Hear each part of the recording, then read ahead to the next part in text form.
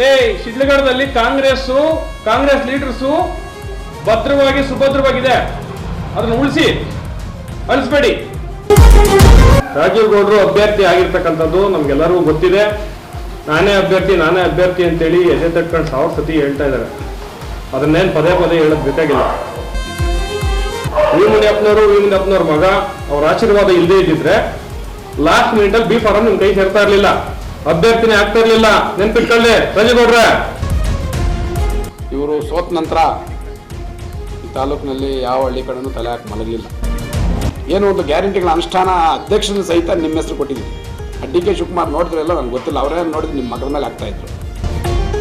ಇವತ್ತು ಏನು ಬ್ಲ್ಯಾಕ್ ಆಗಿರೋ ಪ್ರೆಸಿಡೆಂಟ್ ತಮ್ಮ ಶ್ರೀಮತಿ ಒಂದು ಮಾಡ್ಕೊಂಡಿದ್ದೀವಿ. ಇನ್ನು ಬೇರೆ ಯಾರು ಮುಖಂಡರಿಲ್ವಾ ಈ ತಾಲೂಕಲ್ಲಿ? 35 ವರ್ಷ ದುಡಿದಿರ್ತಕ್ಕಂಥವ್ರು.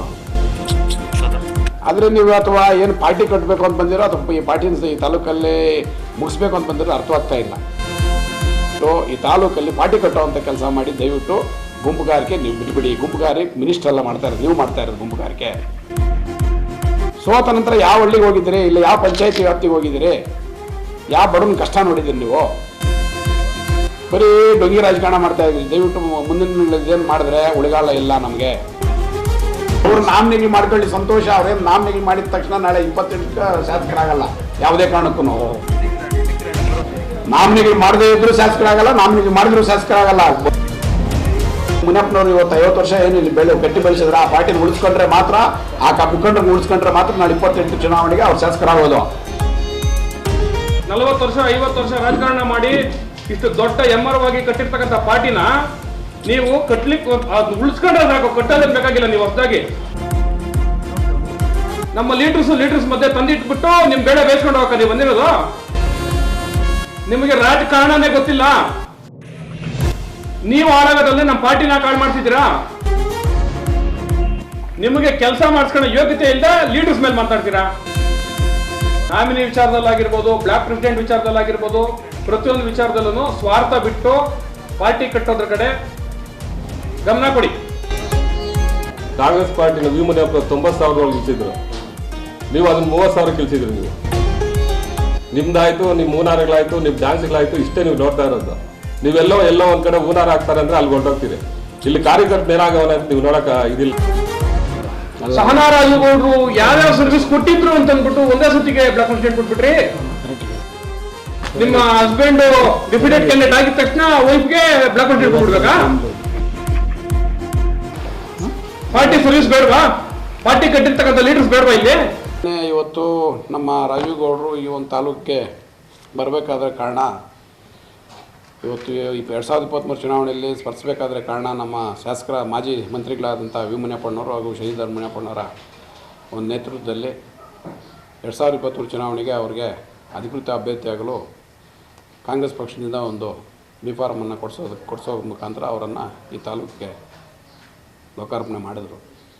ಆದರೆ ಲೋಕಾರ್ಪಣೆ ಮಾಡಿದಂಥ ಸಂದರ್ಭದಲ್ಲಿ ನಮ್ಮ ತಾಲೂಕಲ್ಲಿ 2 ಬಣಗಳಾಯಿತು. ಇನ್ನೊಂದು ಬಂಡಾಯ ಅಭ್ಯರ್ಥಿ ಆದ ಕಾರಣದಿಂದ ಇವರಿಗೆ 36,000 ಮತಗಳು ಪಡೆದರು, ಅವರು 53,000 ಮತ ಪಡೆದರು. ನಮ್ಮ ವಿರೋಧ ಪಕ್ಷದವರು 68,000 ಮತ ಪಡೆದರು, ಅವ್ರು ಗೆದ್ದರು. ಇವರು ಸೋತ ನಂತರ ಈ ತಾಲೂಕಿನಲ್ಲಿ ಯಾವ ಹಳ್ಳಿ ಕಡೆನೂ ತಲೆ ಹಾಕಿ ಮಲಗಲಿಲ್ಲ. ಏನು ಇವತ್ತು ಕಾಂಗ್ರೆಸ್ ಸರ್ಕಾರ ಬಂದಿದೆ, ಆ ಸರ್ಕಾರದಲ್ಲಿ ಒಂದು ಸರ್ಕಾರಿ ನಾಮಿನಿಗಳು ಅಂತಕ್ಕಂಥ ಒಂದು ಕೊಡ್ತಕ್ಕಂಥ ಒಂದು ಕಾರ್ಯಕ್ರಮ ಇರ್ತದೆ. ಏನು ತಾಲೂಕಿನಲ್ಲಿ ಕಾರ್ಯಕರ್ತರಿಗೆ, ಮುಖಂಡರಿಗೆ ಒಂದೊಂದು ಕೆಲವು ಇಲಾಖೆಗಳಿಗೆ ಸಂಬಂಧಪಟ್ಟಂಥ ಸದಸ್ಯರನ್ನ ಅಧ್ಯಕ್ಷರನ್ನ ಮಾಡ್ತಕ್ಕಂಥ ಒಂದು ಕಾರ್ಯಕ್ರಮ ಇರ್ತದೆ. ಆ ಕಾರ್ಯಕ್ರಮವನ್ನು ಮಾಡ್ತಕ್ಕಂಥದ್ದು ಈ ತಾಲೂಕಿನ ಒಬ್ಬ ಏನು ಸ್ವತಂತ್ರ ಮುಖಂಡರಾಗಿರ್ತಕ್ಕಂಥ ರಾಜೀವ್ ಗೌಡರು ಮಾಡಬೇಕಾಗಿತ್ತು. ಆದರೆ ಅವ್ರು ಯಾಕೋ ಪಾಪ ಪ್ರಯತ್ನ ಪಡಲಿಲ್ಲ. ಮಂತ್ರಿಗಳು 2-3 ಬಾರಿ ಇವ್ರನ್ನೆಲ್ಲ ಕರೆದು ಪ್ರಯತ್ನ ಪಟ್ಟರು. ಆದರೂ ಯಾಕೋ ಇವರು ಒಂದು ಗುಂಪುಗಾರಿಕೆ ಮಾಡ್ಕೊಂಡು ಮಾಡಿದ್ರು. ಆದ್ದರಿಂದ ಮೊನ್ನೆ ನಮ್ಮ ನಾಯಕರಾಗಿರ್ತಕ್ಕಂಥ ವಿ ಮುನಿಯಪ್ಪಣ್ಣವರು ಅವರ ಲೆಟ್ರೆಡಲ್ಲೇ ಕೆಲವೊಂದು ಕಾರ್ಯಕರ್ತರನ್ನ ಸೂಚನೆ ಮಾಡಿ ಎಲ್ಲ ಇಲಾಖೆಗಳಿಗೆ ಒಂದು ನಾಮಿನಿ ನಿರ್ದೇಶಕಗಳಾಗಿ ಮಾಡೋದಕ್ಕೆ ಸನ್ಮಾನ್ಯ ಡಿ ಕೆ ಶಿವಕುಮಾರ್ ಸಾಹೇಬ್ರಿಗೆ ಕೊಟ್ಟರು. ಅದು ಕೊಟ್ಟಂಥದನ್ನು ಅನುಷ್ಠಾನ ಆಯಿತು. ನಮ್ಮ ನಾಯಕರು ಏನು ಅನುಷ್ಠಾನ ಮಾಡಿಸಿದ್ರು, ಆ ಒಂದು ಎಲ್ಲ ನಾಮಿನಿಗಳನ್ನು ರದ್ದುಪಡಿಸೋದಕ್ಕೆ ಹೋಗಿ ತಮ್ಮ ರಾಜೀವ್ ಗೌಡರು ಹೋಗಿ ಅದನ್ನು ರದ್ದುಪಡಿಸಬೇಕು ಅಂತ ಡಿ ಕೆ ಶಿವಕುಮಾರ್ ಕೊಟ್ಟು ರದ್ದುಪಡಿಸಿ ಇವ್ರದ್ದೇ ಆದ ಲೆಟ್ರೆಡಲ್ಲಿ ಇವ್ರದ್ದೇ ಆದ ಎಲ್ಲ ನಮ್ಗೆ ಕಾಂಗ್ರೆಸ್ ಕಾರ್ಯಕರ್ತರ ಹೆಸರೇ ಯಾರು ಬೇಕಾದವ್ರಿಗೆ ಕೊಟ್ಟಿದ್ದಾರೆ, ಕೊಡಲಿ ಸಂತೋಷ. ಆದರೆ ಅದ್ರ ಬಗ್ಗೆ ಕೆಲವೊಂದು ಟೀಕೆ ಟಿಪ್ಪಣಿಗಳು ಮಾಡಿದ್ದಾರೆ ಅವರು ಮಂತ್ರಿಗಳ ಬಗ್ಗೆ. ಏನು ಟೀಕೆ ಟಿಪ್ಪಣಿ ಅಂತಂದರೆ ನನ್ನ ತಾಕತ್ತು ನೋಡಿ, ಇವತ್ತು ನನಗೆ ನನ್ನ ತಾಕತ್ತು ಏನು ಅಂತ ಡಿ ಕೆ ಶಿವಕುಮಾರ್ ಗೊತ್ತು, ಆದರೆ ನಿಮಗೆ ಗೊತ್ತಿಲ್ಲ ಅಂತಕ್ಕಂಥ ಒಂದು ಟೀಕೆ ಮಾಡಿದ್ದಾರೆ. ಅಲ್ಲ, ನಿಮ್ಮ ತಾಕತ್ತು ಮಂತ್ರಿಗಳಿಗೆ ಯಾಕೆ ಬೇಕೋ? ಅವಶ್ಯಕತೆ ಏನಿದೆ? ನೀವು ಇಲ್ಲಿ ಪಾರ್ಟಿ ಕಟ್ಟೋದೇನೋ ಅಥವಾ ಪಾರ್ಟಿ ಬೆಳೆಸೋದೇನೋ ಮುಂದಿನ ದಿನಗಳಲ್ಲಿ ಇಲ್ಲಿ ಶಾಸಕರಾಗಬೇಕು ಅಂತಕ್ಕಂಥ ಒಂದು ಪ್ರಯತ್ನದಲ್ಲಿರಬೇಕೇ ಹೊರತುನೋ ನೀವು ಆದರೆ ಮಾಡ್ತಾ ಇರೋದು ಬರೀ ಟೀಕೆಗಳು, ಗುಂಪುಗಾರಿಕೆ. ನಾವಿವತ್ತು ಇಲ್ಲಿ ಏನು ಸೇರಿದ್ದೀವಿ ಎಲ್ಲ ಮುನಿಯಪ್ಪ, ಶ್ರೀಧರ ಮುನಿಯಪ್ಪ ಫಾಲೋವರ್ಸು ಏನೋ ಎಲ್ಲ ಕಾರ್ಯಕರ್ತರು. ನಾವೇನು ಗುಂಪುಗಾರಿಕೆ ಮಾಡ್ತಾರೆ, ಎಲ್ಲ ಮಾಡ್ತಾ ಇರೋದು ನೀವೇ. ಮಂತ್ರಿಗಳು ಗುಂಪುಗಾರಿಕೆ ಮಾಡ್ತಾ ಇಲ್ಲ, ನೀವು ಮಾಡ್ತಾ ಇರೋದು ರಾಜೇಗೌಡ್ರೆ. ಆದರೆ ನೀವು ಅಥವಾ ಏನು ಪಾರ್ಟಿ ಕಟ್ಟಬೇಕು ಅಂತ ಬಂದಿರೋ ಅಥವಾ ಈ ಪಾರ್ಟಿನ ಈ ತಾಲೂಕಲ್ಲಿ ಮುಗಿಸ್ಬೇಕು ಅಂತ ಬಂದಿರೋ ಅರ್ಥವಾಗ್ತಾ ಇಲ್ಲ. ಯಾಕೆ ಅಂತಂದರೆ ಇವತ್ತು ಮಿನಿಸ್ಟ್ರ್ ಬಗ್ಗೆ ಮಾತಾಡ್ತಾರೆ. ಮಿನಿಸ್ಟ್ರ್ ಬಗ್ಗೆ ಮಾತಾಡಿದ್ರೆ ನಾಳೆ ಬೆಳಗ್ಗೆ ಮಿನಿಸ್ಟ್ರು ಬೇಕಾಗ್ತದೆ ನಿಮಗೆ. ಇಲ್ಲೇ ಮಿನಿಸ್ಟ್ರು ಬೇಕಾಗ್ತದೆ, ವಿ ಮುನಿಯಪ್ಪನೂ ಬೇಕಾಗ್ತದೆ, ಶ್ರೀಧರ ಮುನಿಯಪ್ಪನವರು ಬೇಕಾಗ್ತದೆ. ಎಲ್ಲರೂ ಗೂಡಿಸ್ಕೊಂಡು ಹೋದ್ರೆ ಮಾತ್ರ ಪಾರ್ಟಿ ಕಟ್ಟಾಗ್ತದೆ. ಈಗ ಆಲ್ರೆಡಿ ನಿಮ್ಗೆ ಅರ್ಥ ಆಗಿದೆ ಲೋಕಸಭಾ ಚುನಾವಣೆಯಲ್ಲಿ ಇವತ್ತು ನಿಮಗೆ ಬರೀ ನೀವು ನಿಂತಿದ್ದಾಗ ಏನೋ ಶಾಸಕರ ಎಲೆಕ್ಷನ್ ನಿಂತಿದ್ದಾಗ ಬರೀ 36 ಸಾವಿರ. ಲೋಕಸಭಾ ಎಲೆಕ್ಷನ್ ನಮ್ಮ ತಾಲೂಕಲ್ಲಿ ಕಾಂಗ್ರೆಸ್ ಬಂದಿದ್ದು 80 ಸಾವಿರ ಚಿಲ್ಲರೆ. ಯಾಕೆ ಬಂತು? ಅದೇ ಮಂತ್ರಿಗಳು ಎಲ್ಲರೂ ಒಗ್ಗೂಡಿಸಿ ಒಗ್ಗಟ್ಟಾಗಿ ಮಾಡಿ ಅಂದಿದ್ದಕ್ಕೆ ಇವತ್ತು ನೇರ ಹಣೆ ನಡೆದು ನಮ್ಮ ಶಿಲ್ಘಟ್ಟ ತಾಲೂಕಲ್ಲಿ 50-50 ಆಯಿತು. ಏನು JDSಗೆ ಮತ್ತು ಕಾಂಗ್ರೆಸ್ಗೆ. ಹೆಂಗೆ ಬಂತು 80 ಸಾವಿರ ಚಿಲ್ಲರೆ? ನಾಳೆ ಬೆಳಿಗ್ಗೆನೂ ಅಷ್ಟೇ ಒಗ್ಗಟ್ಟಾಗಿ ಹೋದರೆ ಮಾತ್ರ ಈ ತಾಲೂಕಲ್ಲಿ ಉಳಿಗಾಲ, ಇಲ್ಲದೇ ಇದ್ದರೆ ಉಳಿಗಾಲ ಇಲ್ಲ. ರಾಜೇಗೌಡ್ರೆ, ದಯವಿಟ್ಟು ಹೇಳ್ತಾ ಇದ್ದೀವಿ, ನೀವೇನಾದ್ರು ಪಾರ್ಟಿ ಕಟ್ಟಬೇಕು ಬೆಳೆಸಬೇಕು ಅನ್ನೋದಾದರೆ ಮಂತ್ರಿಗಳನ್ನ ಎಲ್ಲಂದ್ರೆ ಅಲ್ಲಿ ಏನಂದ್ರೆ ಮಾತಾಡೋದು ಬಿಡಿ ದಯವಿಟ್ಟು. ಕೆಲವು ಕಾರ್ಯಕರ್ತರನ್ನ ಹೇಳುವಾಗ ಮಾತಾಡ್ತೀರಿ, ಅದನ್ನು ಬಿಡಿ. ಏನು ಪಾರ್ಟಿಯಿಂದ ಸಸ್ಪೆಂಡ್ ಮಾಡಬೇಕು ಅಂತೀರಾ? ಎಲ್ಲರೂ ಹೊರಟೋದ ಮೇಲೆ ನೀವೇನು ಈಗ ನಾವೆಲ್ಲ ಇರೋದು ಮಂತ್ರಿಗಳಿಂದ, ನಮ್ಮ ಯುವಮನಪ್ಪನಿಂದ ಅಷ್ಟೇ ಪಾರ್ಟಿಯಲ್ಲಿರೋದು. ಇವತ್ತು ಮಂತ್ರಿಗಳೊಬ್ಬರು ನಮ್ಗೇನಾದರೂ ಇಲ್ಲಿ ಭಾಗದಲ್ಲಿ ಸಹಕಾರ ಮಾಡಿದ್ರೆ ನಮ್ಗೆ ಯಾರೂ ಇಲ್ಲಿ ದಿಕ್ಕೇ ಇಲ್ಲ. ನೀವು ಇದುವರೆಗೂ ಯಾವ ಒಂದು ಪೊಲೀಸ್ ಸ್ಟೇಷನ್ ಬರಲ್ಲ, ಒಂದು ತಾಲೂಕು ಆಫೀಸ್ ಅಂತ ನೋಡಲ್ಲ, ಯಾವುದೇ ಒಂದು ಫೋನ್ ಮಾಡಿದ್ರೆ ಫೋನ್ ತೆಗೆಯಲ್ಲ ನೀವು. ಸಚಿವರದೇ ಆದ ಒಂದು ತಾಲೂಕು, ಅವ್ರ ತಾಲೂಕು, ಒಂದು ಹೋಬಳಿ ನಮಗೆ ಬರುತ್ತೆ, ನಮ್ಮ ಶಿಡ್ಲಘಟ್ಟ ವಿಧಾನಸಭಾ ಕ್ಷೇತ್ರಕ್ಕೆ ಬರುತ್ತೆ. ಅದು ಬಿಟ್ಟು ಅವ್ರದ್ದೇ ಆದ ಒಂದು ಕಾರ್ಯಪಡೆ ಇದೆ ತಾಲೂಕಲ್ಲಿ, ಅವ್ರದ್ದೇ ಆದ ಸಂಬಂಧಿಕರಿದ್ದಾರೆ, ಮಿನಿಸ್ಟ್ರು ಉಸ್ತುವಾರಿ ಸಚಿವರದ್ದು. ಇದ್ರ ಬಗ್ಗೆ ನೀವು ಅದ್ರ ಬಗ್ಗೆ ಎಲ್ಲ ಮಾತಾಡೋದು ಕಡಿಮೆ ಮಾಡಬೇಕು. ನಾಳೆ ಬೆಳಗ್ಗೆ ಈಗ ಹಾಳಾಗಿ ಹೋಗಿದ್ದೀವಿ. 5 ವರ್ಷ ಆಗಿದೆ, 2.5 ವರ್ಷ ಆಗಿದೆ, ಇನ್ನು 2.5 ವರ್ಷನೇ ಇರೋದು. ನೀವೆಲ್ಲರೂ ಸರಿದೂಗಿಸ್ಕೊಂಡು ಹೋದ್ರೇ ನಾಳೆ ಬೆಳಗ್ಗೆ ನಾವು ಎಲ್ಲರೂ ಸೇರಿ ಒಟ್ಟಿಗೆ ಮಾಡೋದು, ಒಟ್ಟಿಗೆ ಕೆಲಸ ಮಾಡಿದ್ರೂ ನಾಳೆ ಬೆಳಗ್ಗೆ ಇದು ಮಾಡೋಂಥದ್ದು. ಇವತ್ತು 36 ಸಾವಿರ ಬಂದಿರೋದು ನಿಮ್ಮ ಒಬ್ಬರಿನಿಂದ ಅಲ್ಲ, ಎಲ್ಲರೂ ಸೇರಿ ನಮ್ಮಂಥ ಎಲ್ಲ ಕಾರ್ಯಕರ್ತರಿಂದ ಸೇರಿ ಮಾಡಿದ್ದು. ಶಶಿಧರ್ ಮುನಿಯಪ್ಪನವ್ರಾಗ್ಬೋದು, ಎಲ್ಲ ಸೇರಿ ಮಾಡಿದ್ದು 36 ಸಾವಿರ ಬಂತು ನಿಮ್ಗೆ. ಅವತ್ತು ಎಲ್ಲರೂ ದುಡ್ದಿರೋಂಥವ್ರೆ, ನಾವೆಲ್ಲರೂ ಸೇರಿ ದುಡ್ದಿರೋ ಅಂಥವ್ರೆ. ಇವತ್ತು ಅದು ಬಿಟ್ಟು ನೀವೆಲ್ಲ ನಿಮ್ಗೆ ಹೆಂಗೆ ಬೇಕು ಹಂಗೆ ಇದು ಮಾಡ್ಕೊಂಡು ಉಸ್ತುವಾರಿ ಸಚಿವರ ಬಗ್ಗೆ ನೀವು ಮಾತಾಡೋದು ಇವೆಲ್ಲ. ನಾಳೆ ಬೆಳಗ್ಗೆ ಇನ್ನು ಎಲೆಕ್ಷನ್ ಇದೆ, ಎಲ್ಲರೂ ಬೇಕು, ಎಲ್ಲರೂ ದುಡಿದ್ರೇ ನಾವು ನಾಳೆ ಬೆಳಗ್ಗೆ ನಾವು ಉಳಿಗಾಲ ಇರೋದು. ಈಗಲೇ 2.5 ವರ್ಷ ನಾವು ತುಂಬ ತೊಂದರೆಗಳು ಅನುಭವಿಸ್ತಾ ಇದ್ದೀವಿ. ದಯವಿಟ್ಟು ರಾಜೇಗೌಡರಿಗೆ ನಿಮ್ಮ ಮುಖಾಂತರ ಹೇಳೋದೇನೆಂದ್ರೆ ಎಲ್ಲರನ್ನೂ ಒಗ್ಗೂಡಿಸ್ಕೊಂಡೋಗಿ, ನಾವು ಬೇಡ ಅನ್ನೋದು, ಎಲ್ಲರನ್ನೂ ಒಗ್ಗೂಡಿಸ್ಕೊಂಡೋದ್ರೆ ಉಸ್ತುವಾರಿ ಸಚಿವರು ಬೇಕು ನಮಗೆ, ಶಶಿಧರ್ ಮುನಿಯಪ್ಪನವರು ಇದು ಬೇಕು ನಮಗೆ. ನಾವೆಲ್ಲ ಸೇರಿ ಎಲ್ಲ ಇದು ಮಾಡಿದ್ರೇ ನಾಳೆ ಬೆಳಗ್ಗೆ ನಾವು ಏನಾದರೂ ನಾಳೆ ಬೆಳಗ್ಗೆ 2028ಕ್ಕೆ ನಾವು ಫೈಟ್ ಮಾಡೋಂಥದ್ದು. ಯಾಕಂದ್ರೆ ಈಗಲೇ ಜಾಸ್ತಿ ಇದಾಗ್ಬಿಟ್ಟಿದ್ದೀವಿ ಹಳ್ಳಿಗಳಲ್ಲಿ. ಪಾಪ ನಿಮಗೂ ಗೊತ್ತಿರೋದು ನಮಗೂ ಗೊತ್ತಿರೋಂಥದ್ದು ಯಾವ ಮಟ್ಟಕ್ಕಿದೆ ರಾಜಕೀಯ ಅಂದ್ಬಿಟ್ಟು. ದಯವಿಟ್ಟು ಪತ್ರಿಕಾ ಮುಖಾಂತರ ಹೇಳೋಕ್ಕೆ ಇಷ್ಟಪಡೋದ್ರಿಂದ ರಾಜೇಗೌಡರು ಮುಂದಿನ ದಿನಗಳಲ್ಲಿ ತಿದ್ಕೊಬೇಕು. ರಾಜೇಗೌಡರು ಅಭ್ಯರ್ಥಿ ಆಗಿರ್ತಕ್ಕಂಥದ್ದು ನಮ್ಗೆಲ್ಲರಿಗೂ ಗೊತ್ತಿದೆ. ನಾನೇ ಅಭ್ಯರ್ಥಿ ಅಂತೇಳಿ ಎದೆ ತಟ್ಕೊಂಡು 1000 ಸತಿ ಹೇಳ್ತಾ ಇದ್ದಾರೆ. ಅದನ್ನೇನು ಪದೇ ಹೇಳೋದು ಬೇಕಾಗಿಲ್ಲ. ವಿ ಮುನಿಯಪ್ಪನವ್ರ ಮಗ ಅವ್ರ ಆಶೀರ್ವಾದ ಇಲ್ಲದೆ ಇದ್ದಿದ್ರೆ ಲಾಸ್ಟ್ ಮಿನಿಟಲ್ಲಿ ಬಿ ಫಾರಂ ನಿಮ್ಮ ಕೈ ಸೇರ್ತಾ ಇರಲಿಲ್ಲ, ಅಭ್ಯರ್ಥಿನೇ ಆಗ್ತಾ ಇರಲಿಲ್ಲ. ನೆನ್ಪಿಟ್ಕೊಳ್ಳಿ ರಾಜೇಗೌಡ್ರೆ, ಇವತ್ತು ಅವ್ರ ಫೋಟೋ ಇಲ್ಲ, ಅವ್ರು ಬೇಕಾಗಿಲ್ಲ. ಯಾರ ಬಾಗ್ಲಿಗೆ, ಯಾರ ಮನೆ ಬಾಗ್ಲಿಗೆ ಯಾರು ಕಾಲಿಡಿದ್ರಿ ನೀವು, ಇದನ್ನ ನೆನ್ಪಿಟ್ಕೊಂಡು ಮಾಡಬೇಕು. ಮಾತನಾಡ್ಬೇಕಾದ್ರೆ ನೀವು ಮಾಡ್ತಾ ಇರ್ತಕ್ಕಂಥದ್ದು ಬಹಳ ದೊಡ್ಡ ತಪ್ಪಿದೆ. ನೀವೆಲ್ಲ ಕಾರ್ಯಕರ್ತರನ್ನ, ಎಲ್ಲ ಲೀಡರ್ಸ್ನ ಜೊತೆಲಿ ತಗೊಂಡೋಗ್ಬೇಕು. ನಿಮಗೆ ಬೇಕಾಗಿರೋಂಥವ್ರನ್ನ ಕರ್ಕೊಂಡು ಬೇಡದೇ ಇರೋರ್ನ ಬಿಟ್ಬಿಟ್ಟು ಹೋಗೋದಕ್ಕೆ ಇದು ಕಾಂಗ್ರೆಸ್ ಪಾರ್ಟಿ. ಯಾಕೆ ಬ್ಲಾಕ್ ಕಾಂಗ್ರೆಸ್ ನಿಮ್ಗೆ ಬೇಕು, ಇದ್ರದ್ದು ನಿಮ್ಗೆ ಬೇಕು, ಎಲ್ಲ ನಿಮ್ಮ ಫ್ಯಾಮಿಲಿಯ ತಗೊಂಡ್ಬಿಡ್ರಿ. 40 ವರ್ಷ 50 ವರ್ಷ ರಾಜಕಾರಣ ಮಾಡಿ ಇಷ್ಟು ದೊಡ್ಡ ಎಮ್ಮರವಾಗಿ ಕಟ್ಟಿರ್ತಕ್ಕಂಥ ಪಾರ್ಟಿನ ನೀವು ಕಟ್ಲಿಕ್ಕೆ ಉಳಿಸ್ಕೊಂಡ್ರೆ ಸಾಕು, ಕಟ್ಟೋದೇನು ಬೇಕಾಗಿಲ್ಲ. ನೀವು ಹೊಸದಾಗಿ ಕಟ್ಟಿರ್ತಕ್ಕಂಥ ಪಾರ್ಟಿನ ಉಳಿಸ್ಕೊಂಡೋದ್ರೆ ಸಾಕಾಗಿದೆ. ಶಿಡ್ಲಘಟ್ಟದಲ್ಲಿ ತುಂಬಾ ಜನ ಲೀಡರ್ಸು ಈ ದಿವಸ ನೋವಿಗೆ ಇಲ್ಲ ನಡೀತಾ ಇರ್ತಕ್ಕಂಥ ವಿದ್ಯಮಾನಗಳು ನೋಡಿ ಮನೆ ಬಿಟ್ಟು ಆಚೆ ಬರ್ತಾ ಇಲ್ಲ. ಪಾರ್ಟಿ ಒಳಗಡೆನೆ ಗೊಂದಲ ಇಟ್ಕೊಂಡು ನಿಮಗೆ ಪಾರ್ಟಿನ ನಿಭಾಯಿಸಕ್ಕೆ ಶಕ್ತಿ ಇಲ್ಲದೆ ಮಿನಿಸ್ಟರ್ ಮೇಲೆ, ಇನ್ನೊಬ್ಬರ ಮೇಲೆ, ಮತ್ತೊಬ್ಬರ ಮೇಲೆ ದೂರ ಹೇಳ್ತಾ ಇದ್ರಿ ಅಷ್ಟೇ. ಪ್ರಾಮಾಣಿಕವಾಗಿ ನೀವು ಪ್ರಯತ್ನ ಪಡ್ತಾ ಇಲ್ಲ. 2.5 ವರ್ಷ ಆಗಿದೆ. ನೀವು ಕರೆಕ್ಟಾಗಿ ಹೇಳಿ, ಇಂಥ ಲೀಡ್ರು ನನಗೆ ಸ್ಪಂದಿಸ್ಲಿಲ್ಲ, ಅವ್ರ ಮನೇಲಿ ಕುತ್ಕೊಂಡು ಮಾತಾಡಿದೀನಿ ಅಂತೇಳಿ 10 ಜನದ ಹೆಸರು ಹೇಳ್ಬಿಡಿ. ಇಂಥವ್ರ ಮನೆಗೆ ಹೋಗಿದ್ದೆ, ನನಗೆ ಸ್ಪಂದಿಸಿರ್ಲಿಲ್ಲ, ಇಂಥ ಲೀಡ್ರು ಇಂಥ ತೊಂದರೆ ಆಯ್ತು ನನಗೆ ಅಂತ ಹೇಳಿ. ನೀವು ಯಾರನ್ನೂ ಮೀಟ್ ಮಾಡದೆ ನಿಮ್ಮನ್ನ ಬಂದು ನಿಮ್ಮ ಕಾಲಿಗೆ ಬಿದ್ದು ಕೆಲಸ ಮಾಡೋದಕ್ಕೆ ಯಾರು ರೆಡಿ ಇರೋದಿಲ್ಲ. ವಿ ಮುನಿಯಪ್ಪನವ್ರ ಲೆಟ್ರು ಹೋಗಕ್ ಮುಂಚೆ 2.25 ವರ್ಷ ಟೈಮ್ ಇತ್ತಲ್ಲ, ಅವಾಗ ಯಾಕೆ ಮಾಡಕ್ಲಿಲ್ಲ ನೀವು ನಾಮಿನೀಸು? 2.25 ವರ್ಷ ಬೇಕಾಗಿತ್ತಾ ಒಬ್ಬ ಅಭ್ಯರ್ಥಿಗೆ? ಪಕ್ಷದಲ್ಲಿ ದುಡ್ಡಿರ್ತಕ್ಕಂಥ ಇವ್ರ ಲೀಡರ್ಸ್ಗೆ ಕಾಂಗ್ರೆಸ್ ಪಾರ್ಟಿ ಅಧಿಕಾರಕ್ಕೆ ಬಂದು 2.25 ವರ್ಷ ಬೇಕಾಗಿತ್ತಾ ನಾಮಿನಿ ಕೊಡ್ಸೋದಿಕ್ಕೆ?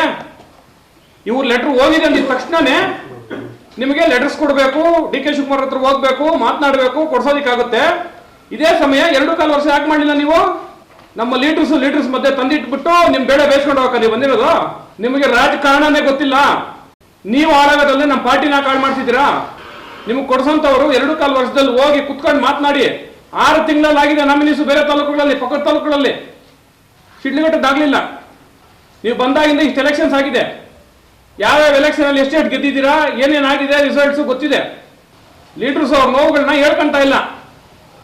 ನೀವು ಮೈ ಮೇಲೆ ಸ್ವಲ್ಪ ಪ್ರಜ್ಞೆ ಇಟ್ಕೊಂಡು ಮಿನಿಸ್ಟರ್ ಬಗ್ಗೆ ಆಗಿರ್ಬೋದು, ಮಾಜಿ ಸಚಿವರಾದಂಥ ವಿಮನಪ್ಪನವ್ರ ಬಗ್ಗೆ ಆಗಿರ್ಬೋದು, ಶಶಿಧರ್ ಮುನಿಯಪ್ಪನವ್ರ ಬಗ್ಗೆ ಆಗಿರ್ಬೋದು, ಸ್ಟೇಟ್ಮೆಂಟ್ಸ್ ಕೊಡಕ್ ಮುಂಚೆ ಯೋಚನೆ ಮಾಡಿ ಮಾತನಾಡ್ಬೋದ ನಾನು ಅಂತ ಹೇಳ್ಕೊಂಡು ಮಾತನಾಡಬೇಕು.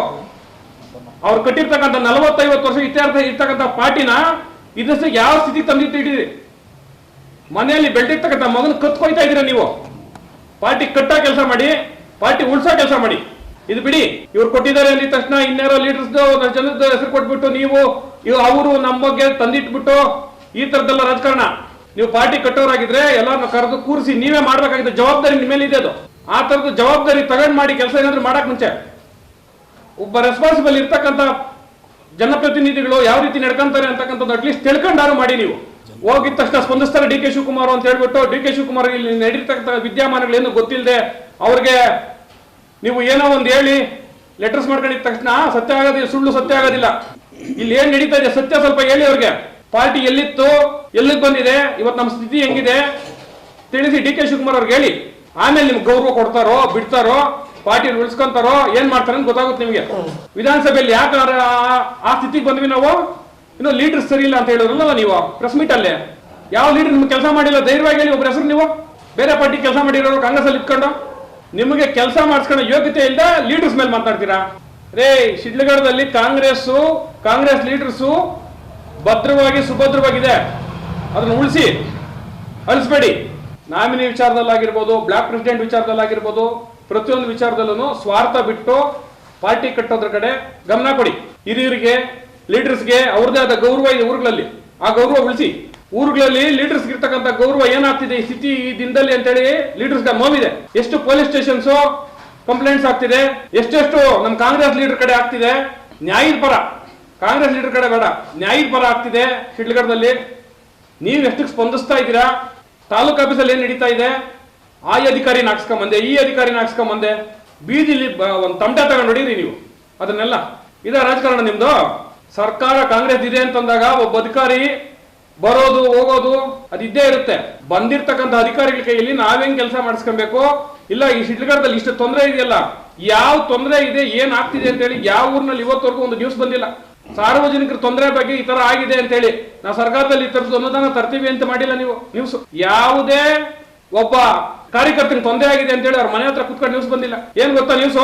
ನೀವು ಮಾಡಿರ್ತಕ್ಕಂಥ ನ್ಯೂಸ್ ಎಲ್ಲ ನಮ್ ಕಾಂಗ್ರೆಸ್ ಪಾರ್ಟಿ ಒಳಗಡೆ ಏನ್ ಪ್ರಾಬ್ಲಮ್ ಇದೆ, 4-5 ಜನ ಇದ್ದಾಗ ಒಂದ್ ಮನೆಯಲ್ಲಿ ಏನೋ ಒಂದ್ ಜಗಳ ಆಡ್ತೀವಿ, ತಗೊಂಡ್ ಬೀದಿಲಿ ಇಟ್ಬಿಟ್ಟು ತೋರ್ಸೋದಲ್ಲ ಜಗಳನ.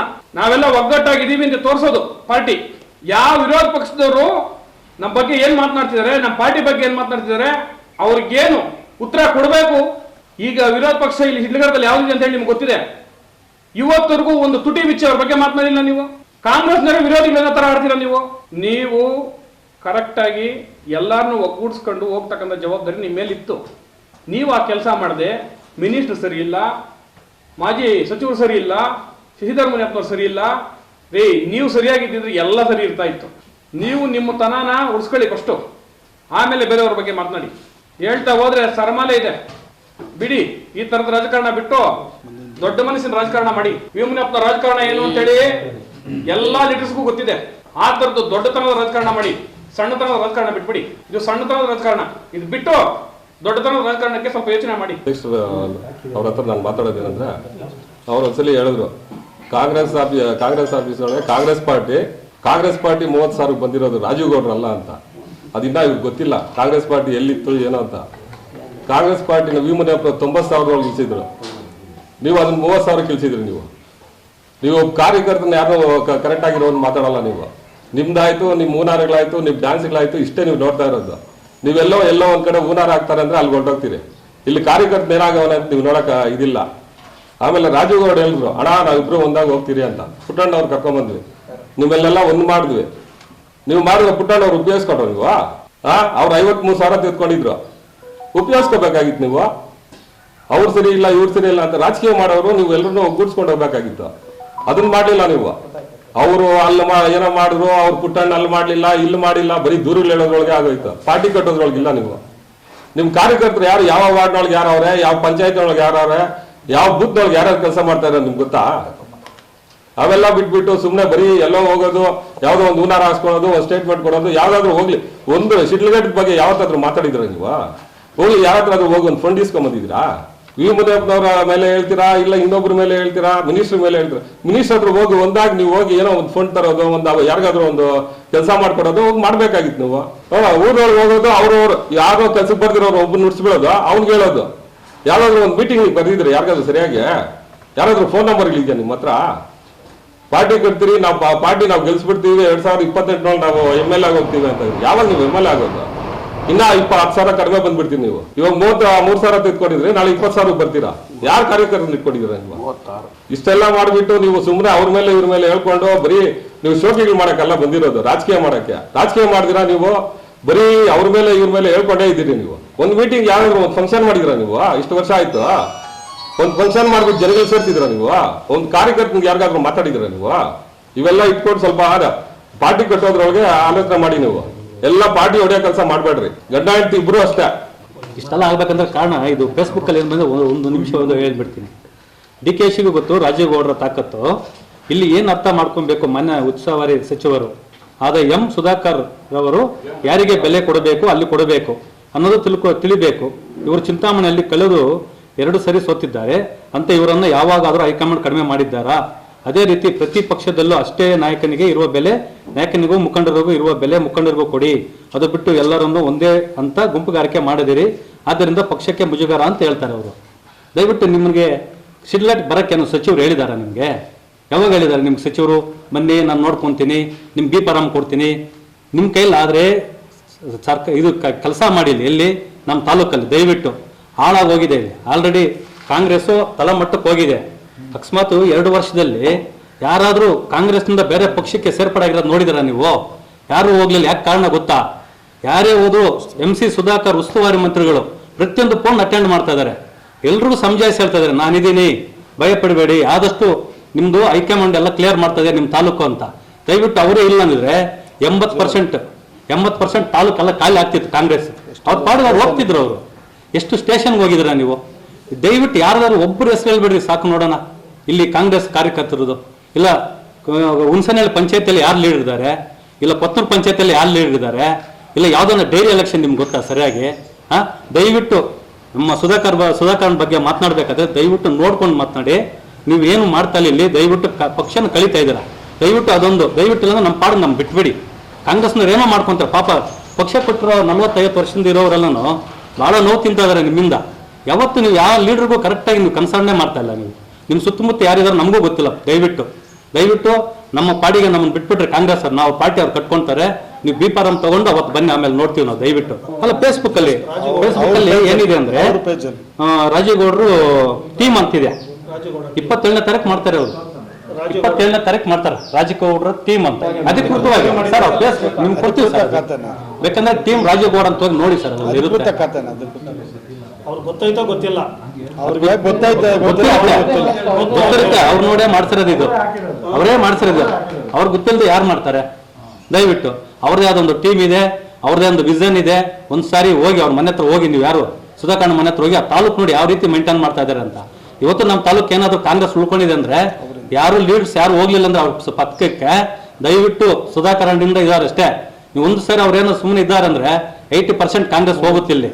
ಆರಾಮಾಗಿ ಅವ್ರು ಪಾಡು ಹೋಗ್ತಾರೆ ಲೀಡರ್ಗಳೆಲ್ಲ. ಅವ್ರ ದಾರಿ ಅವ್ರು ನೋಡ್ಕೊಬೇಕಲ್ಲ. ನೀವು ಈಗಿತ್ತ ಆಡ್ತಾ ಇದ್ರೆ ನಾವು ದಯವಿಟ್ಟು ನೀವು ಬಿ ಫಾರಂ ತಗೊಂಡು ಬನ್ನಿ 28ಗೆ ನಾವು ನೋಡ್ತೀವಿ. ZP TPS ಏನಿದೆ ಲೀಡರ್ ಅವ್ರು ಮಾಡ್ಕೊಂತಾರೆ. ಕ್ಯಾಂಡಿಡೇಟ್ ಆಗ್ಬೇಕು ಅವರೇ ಚೂಸ್ ಮಾಡ್ಕೊಂತಾರೆ. ಅವ್ರಿಗೆ ಗೊತ್ತು ಇಲ್ಲಿ ಯಾರು ಲೀಡರ್ ಇದ್ದಾರೆ, ಪಂಚಾಯತಿಗೆ ಯಾರು ಸರಿ, ಜಿಲ್ಲಾ ಪಂಚಾಯತ್ಗೆ ಯಾರು ಸರಿ, ತಾಲೂಕ್ ಪಂಚಾಯತ್ಗೆ ಯಾರು ಸರಿ, ಎಲ್ಲ ಅವ್ರು ನೋಡಿದ್ದಾರೆ ಯಾರು ಲೀಡರ್ಗಳು. ಅವ್ರು ಮಾಡ್ಕೊಂತಾರೆ. ದಯವಿಟ್ಟು ಅವ್ರ ಪಾಡಿಗೆ ಅವ್ರನ್ನ ಬಿಟ್ಬಿಡಿ. ದಯವಿಟ್ಟು ಸುಧಾಕರ್ ಸರ್ ಬಗ್ಗೆ ಆ ರೀತಿ ಮಾತನಾಡಬೇಡಿ. ಇವತ್ತೇನಾದ್ರು ಎಲ್ಲ ಇದಾರೆ ಅಂದ್ರೆ ಸುಧಾಕರ್ ಸಾರೇ ಕಾರಣ ಅಷ್ಟೇ.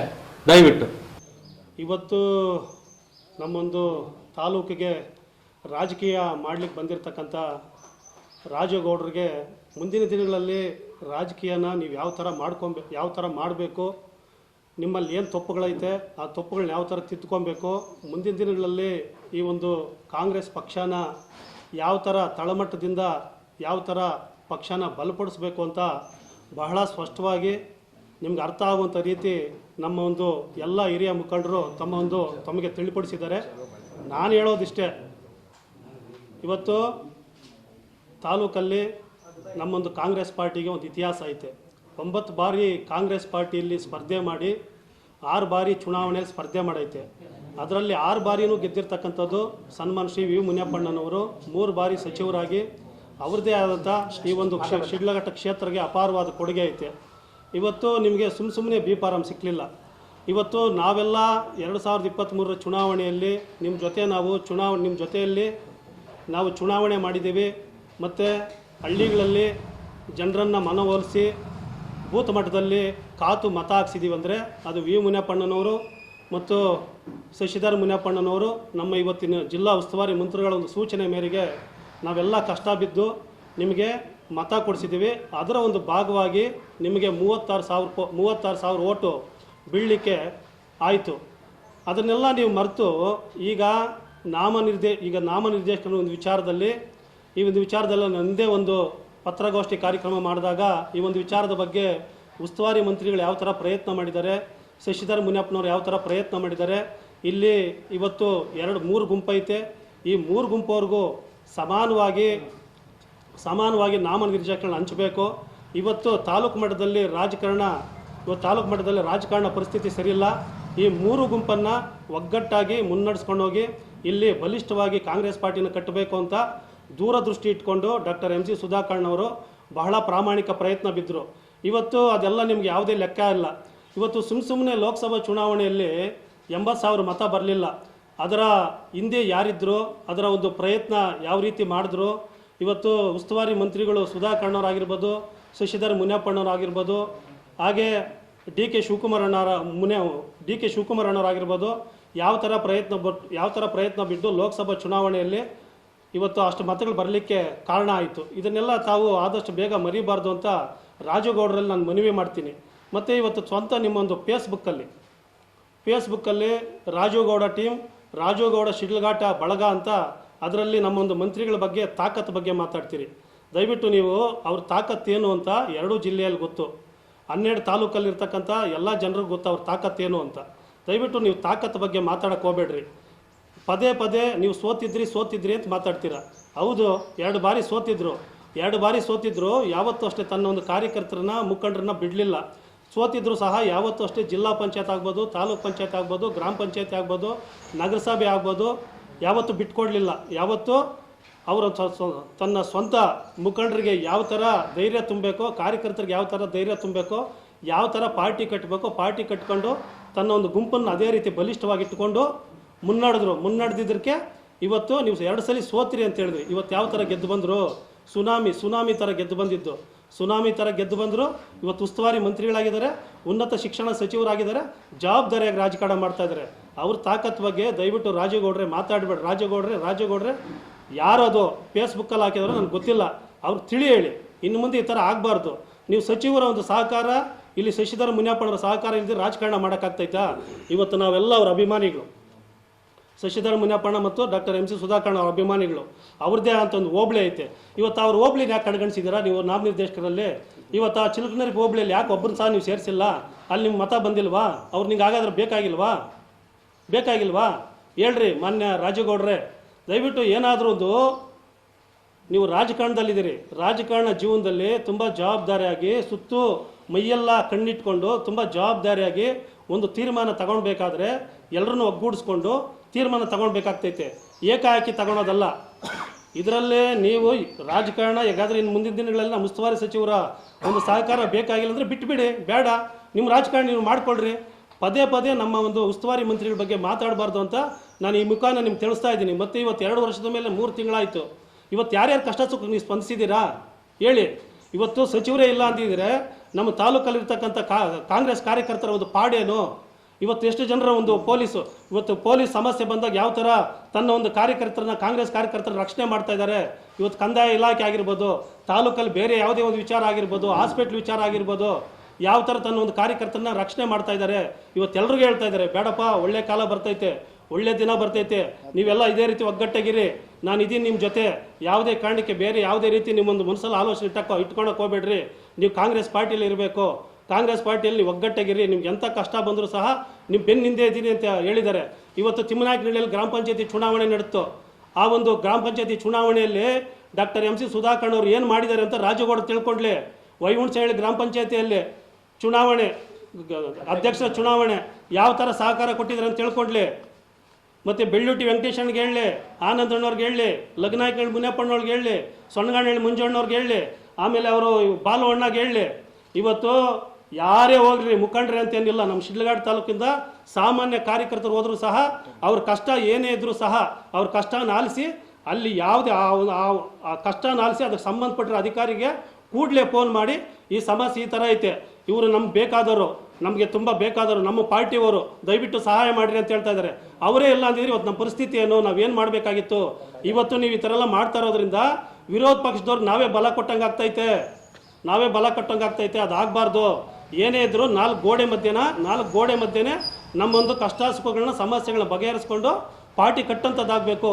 ಇನ್ನು ಮುಂದೆ ಆದ್ರೂ ದಯವಿಟ್ಟು ನೀವು ತಿಳ್ಕೊಂಡು, ಯಾರು ಏನು ಅಂತ ತಿಳ್ಕೊಂಡು ನೀವು ಮಾತಾಡಬೇಕಾಗ್ತೈತೆ.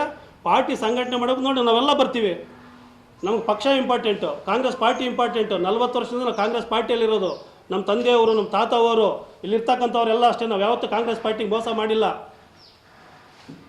ಈ ಥರ ಒಂದು ಗುಂಪನ್ನು ಉಳಿಸ್ಕೊಂಡು ರಾಜಕೀಯನ ಯಾವ ಥರ ಮಾಡಬೇಕಂತ ತಿಳ್ಕೊಂಡು, ಒಂದು ವೇಳೆ ರಾಜಕಾರಣ ನಿಮ್ಗೆ ಗೊತ್ತಿಲ್ಲ ಅಂದರೆ ಹಿರಿಯ ಮುಖಂಡರಿದ್ದಾರೆ, ಅವ್ರನ್ನ ಕೇಳಿ ತಿಳ್ಕೊಂಡು ಮುಂದಿನ ದಿನ ರಾಜಕಾರಣ ಮಾಡಬೇಕು ಅಂತ ಈ ಮುಖೇನ ನಾನು ರಾಜಗೌಡರಿಗೆ ಹೇಳಲಿಕ್ಕೆ ನಾನು ಇಷ್ಟಪಡ್ತೀನಿ.